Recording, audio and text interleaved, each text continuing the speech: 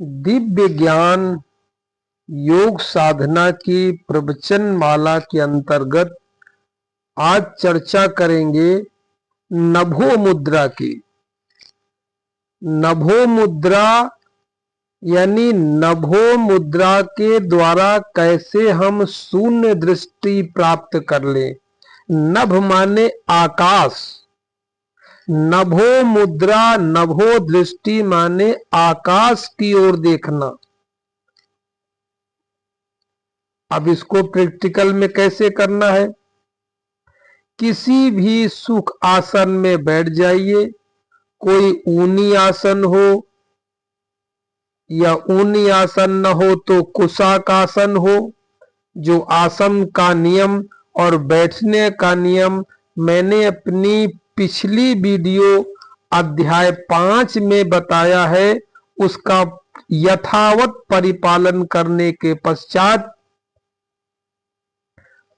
आप गर्दन सीधी करके, रीढ़ की हड्डी सीधी करके किसी आसन पे, ऐसे आसन पे बैठे जिसमें किसी भी प्रकार की कोई तकलीफ न हो। आसन सुख पूर्वक होना चाहिए।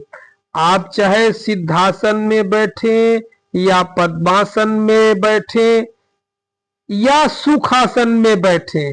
अगर सिद्धासन पद्मासन में बैठने में पैरों में थोड़ी पीड़ा हो तो केवल सुख आसन में बैठ जाएं पलथी मार करके।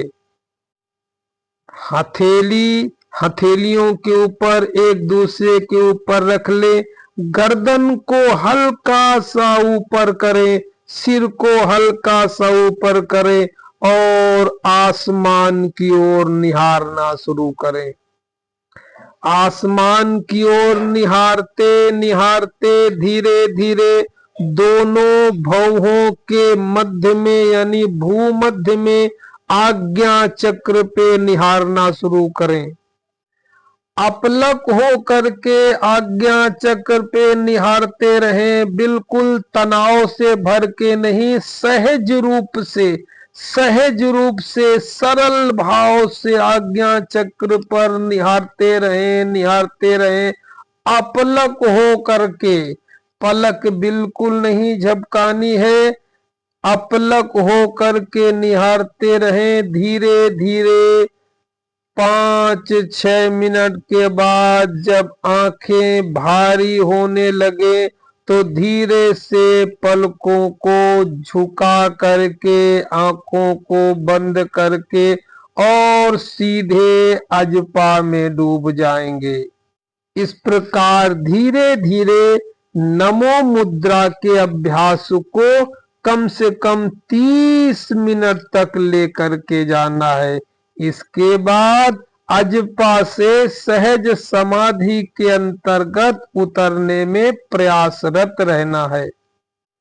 यह चित्त को शांत करने की ही विधियों में एक विधि है नमो मुद्रा, नभो मुद्रा। अब हम अगली विधि में चर्चा करेंगे। अगली विधि में अपने स्वरूप का ही दर्शन करना है। जहां जिस आसन पर आप बैठे हैं उस आसन में 1 या 2 फुट की दूरी पर, लगभग 2 फुट की दूरी पर सामने एक मिरर यानी दर्पण शीशा टांग लें। जो चेहरा देखने वाला मिरर होता शीशा, इसको टांग लें। इस तरीके इतनी ऊंचाई पर टांगे कि आपको अपना चेहरा देखने में गर्दन को ज्यादा ऊंचा उठाना ना पड़े, बिल्कुल सीध पर टांगे। और टांगने के बाद आपका दर्पण में जो चेहरा दिखाई दे रहा है, इस चेहरे में कोई एक बिंदु चुन ले, जैसे सीधी आंख की पुतली, बाएं आंख की पुतली या आज्ञा चक्र यानी दोनों भौहों के मध्य में कोई स्थान, या नासिका का अग्रभाग यानी दर्पण में जो चेहरा दिखाई दे रहा है उस प्रतिबिंब में कोई एक स्थान चुन ले और उस स्थान पर अपलक हो करके टकटकी लगा करके लगातार देखना प्रारंभ करेंगे। देखते देखते देखते देखते ऐसी स्थिति पैदा होगी, आप कुछ देखेंगे कि कुछ देरी के बाद उस बिंदु को अपलक देखते देखते आपका चेहरा भी धुंधला दिखाई देने लगा, चेहरा भी देखना बंद हो गया, बस केवल देख रहे हैं मगर चेहरा दिखाई नहीं पड़ेगा।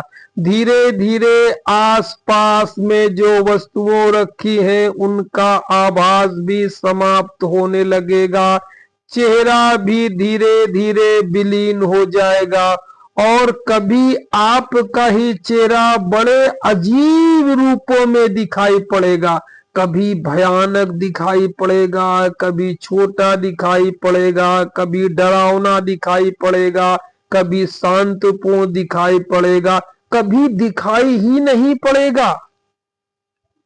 मगर इस प्रकार का जब आपको चेहरा इस प्रकार का दिखाई देने लगे तो उसमें कोई डरने वाली भय वाली बात नहीं है। फिर भी आपको अपलक हो करके देखते रहना है, आंखों से अगर आंसू निकले आंसू को बहने दें, अपलक देखते रहेंगे। देखते देखते देखते देखते एक समय ऐसा आएगा कि आंखें तो खुली रहेंगी मगर चित्त कुछ भी दिखाई नहीं पड़ेगा, शून्य दृष्टि प्राप्त होने लगेगी और आप धीरे धीरे निराकार की ओर प्रवेश करते चले जाएंगे। 5 मिनट से इसको प्रारंभ कर सकते हैं, पहले हफ्ते 5 मिनट, फिर अगले हफ्ते तक 7 मिनट, फिर और अगले हफ्ते तक 9 मिनट, इस तरह 2-2 मिनट हर हफ्ते बढ़ाते बढ़ाते कम से कम इसको 40 मिनट तक आपको लेकर के आना है। 40 मिनट जब आप जिस समय आप 40 मिनट तक पहुंच जाएंगे, 40 मिनट के बाद सहज रूप से आंखें बंद करके जब आपको शून्य दृष्टि प्राप्त हो जाए, डूब करके फिर अजपा में डूब करके सहज समाधि की ओर निकल जाएंगे या अपने खट चक्रों के जागरण की ओर अंतर यात्रा प्रारंभ कर देंगे। तो अभी तक आपने मेरी इतनी वीडियो देखी, उसमें महसूस किया होगा कि मैंने शून्य दृष्टि प्राप्त करने के लिए और मन को एकाग्र करने के लिए कई तरीके आपको बताए हैं। इससे भी अधिक और बहुत से तरीके हो सकते हैं, लेकिन यहाँ पर बतलाए गए तरीके वो हैं जो सबसे उत्तम माने जाते हैं और सामान्य रूप से योग साधक इन्हीं का प्रयोग करते हैं। धीरे धीरे सने सने आप थोड़े थोड़े दिन सभी विधियों पर अभ्यास करें, फिर इन सभी विधियों पर अभ्यास करने में जो विधि आपके संस्कार के अनुकूल होगी, जिससे आपको शून्य दृष्टि और निराकार का अनुभव होने लगे, बस उस विधि को पकड़ लीजिए और दृढ़ता से उस विधि पर लग जाइए। इस प्रकार नियम पूर्वक अभ्यास करने वाला साधक अपना मनोशक्ति का स्वामी हो जाता है। उस साधक की जो मनोशक्ति होती है अन्य प्राणी से ताकतवर, सबल और सफल हो जाती है। जिस क्षेत्र में वो हाथ डालता है उस क्षेत्र में उसको सफलता मिलती है, क्योंकि उसके पास एकाग्रता का बल है, एकाग्रता की शक्ति है, परमात्मा की ऊर्जा है। मन की शक्ति, वह एकाग्र शक्ति से वह किसी भी कार्य में सफलता प्राप्त करके उसमें सिद्धि प्राप्त कर सकता है। उसी प्रकार अगर वो योग मार्ग में बढ़ना चाहता है तो चित्त की वृत्ति एकाग्र होने से ध्यान और ध्यान से समाधि की प्राप्त होती चली जाती है उसे। आगे चल करके जब साधक को शून्य दृष्टि प्राप्त हो जाती है तो वो भविष्य में होने वाली अज्ञात घटनाओं को जानने के लिए एक उपाय और है, उसे कहते हैं क्रिस्टल बॉल। यानी स्फटिक का एक गोल गेंदा क्रिस्टल बॉल के नाम से ये जवाहरात की दुकान में आपको मिल जाएगा। क्रिस्टल बॉल को स्टैंड पर रखने से, उस पे दृष्टि शून्य का अभ्यास करने से चलचित्र की भांति, जैसे सिनेमा का पर्दा होता है, इस तरह चलचित्र की भांति भविष्य में आने वाली घटनाएं या भूतकाल में हो चुकी घटनाओं का आभास आगे चल करके उसको होने लगता है। इसमें सिद्धि प्राप्त होने लगती है, मगर इसके लिए अभ्यास बहुत दीर्घकालीन समय तक लगातार करते रहना चाहिए। ये जितनी भी विधियां बताई गई हैं, ये सारी विधियां मन को एकाग्र करने की हैं, आत्मिक शांति प्राप्त करने की हैं और शून्य दृष्टि प्राप्त करने की हैं। कि शून्य दृष्टि मतलब आंखें खुली रहेंगी और संसार में दिखाई कुछ नहीं पड़ेगा। आप मन के दूसरे आयाम में जीना प्रारंभ कर देंगे।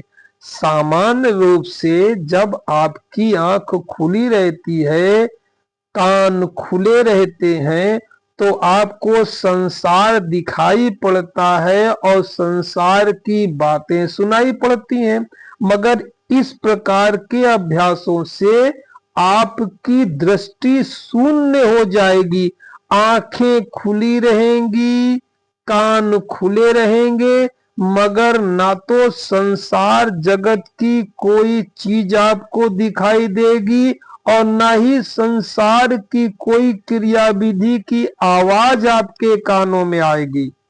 जब शून्य दृष्टि प्राप्त हो जाएगी, मन एकाग्र हो जाएगा, इसके बाद आंखों को बिल्कुल सरल ढंग से आराम से बंद करके अपनी आती जाती श्वासों में अजपा सोहंग के द्वारा समाधि में उतर सकते हैं। या कुंडलनी के क्षेत्र में, कुंडलनी जागरण के क्षेत्र में कोई कार्य करना चाहते हैं तो श्वास आती जाती श्वासों में मूलाधार से लेकर के सहस्त्रार्थ तक की यात्रा करेंगे और सहस्त्रार्थ से लेकर के मूलाधार तक की यात्रा करेंगे। धर्म के क्षेत्र में, अध्यात्म के क्षेत्र में जो इनर पथ कहा गया है, यानी जो अंतर यात्रा का पथ है, जिसे अतीन्द्रिय पथ कहते हैं, जिसको छठी इंद्री अनुभव करती है, वो अतीन्द्रिय पथ है। मूलाधार से लेके सहस्त्रार्थ और सहस्त्रार्थ से लेकर के मूलाधार। अब कहने के लिए तो 20 मिनट में सारी आपको स्थिति बता दी गई, सिद्धांत बता दिया गया, किस तरह करना है इसको बता दिया गया। मगर ये कुंडलनी और ये शून्य दृष्टि, इसको साधना इतना आसान नहीं है जितना आसान सुनने में लगता है। पूरा का पूरा जीवन लगा देने के बाद तब जाकर के कहीं कुंडलनी जागरण, आत्म जागरण की स्थिति पैदा होती है। मन में यदि वैराग्य नहीं है, उतावलापन है, जल्दबाजी है, तो योग की इस प्रकार की कोई भी क्रिया सफल नहीं हो सकती है। सहज संकल्प और बड़े धैर्य के साथ सहज संकल्प और बड़े धैर्य के साथ सने सने अगर आप इस मार्ग पर चलते रहते हैं तो निश्चित ही सफलता आपके कदम को चूमेगी। थोड़ा श्रद्धा रखिए, मन में संकल्प रखिए और थोड़ा संसार से वैराग्य रखिए। काम सारे संसार में ही रह करके करिए, मगर थोड़ा सा वैराग्य हो संसार के प्रति और अपनी साधना के प्रति ईमानदारी बरतें, जिसमें कोई किसी प्रकार का दिखावा न हो। फिर भी यह योग क्रिया की साधनाएं हैं। एक कहावत कही गई है कि देखी देखा साधै जोग, सीझै काया बाढ़ै रोग। यानी देखी देखा पुस्तकों से पढ़ करके, कहीं से सुन करके, किसी के मुंह से विधियों को सुन करके, पढ़ करके योग क्रियाओं का अभ्यास नहीं करना चाहिए, वरना लाभ के बदले हानि होनी शुरू हो जाती है। ये अंदर का विज्ञान है, बहुत गहरा विज्ञान है, ये सूक्ष्म नस नाड़ियों का विज्ञान है। इसलिए इस क्षेत्र में यदि किसी साधक को उतरना है तो अच्छे योग्य गुरु की देखरेख में बड़े धीरे धीरे इसको प्रारंभ करना चाहिए। जल्दी सिद्धि पाने के चक्कर में वो लाभ की जगह अपना नुकसान कर बैठेगा। और यदि योग मार्ग से, ध्यान मार्ग से, त्राटक के मार्ग से, शून्य दृष्टि की विधियों के माध्यम से मन में, मस्तिष्क में गर्मी पैदा हो गई, कोई दिक्कत पैदा हो गई, तो इसको फिर ठीक करने में बहुत दिक्कतें आएंगी। इसलिए योग साधना करते समय मनमानी ढंग से बिल्कुल नहीं चलना है।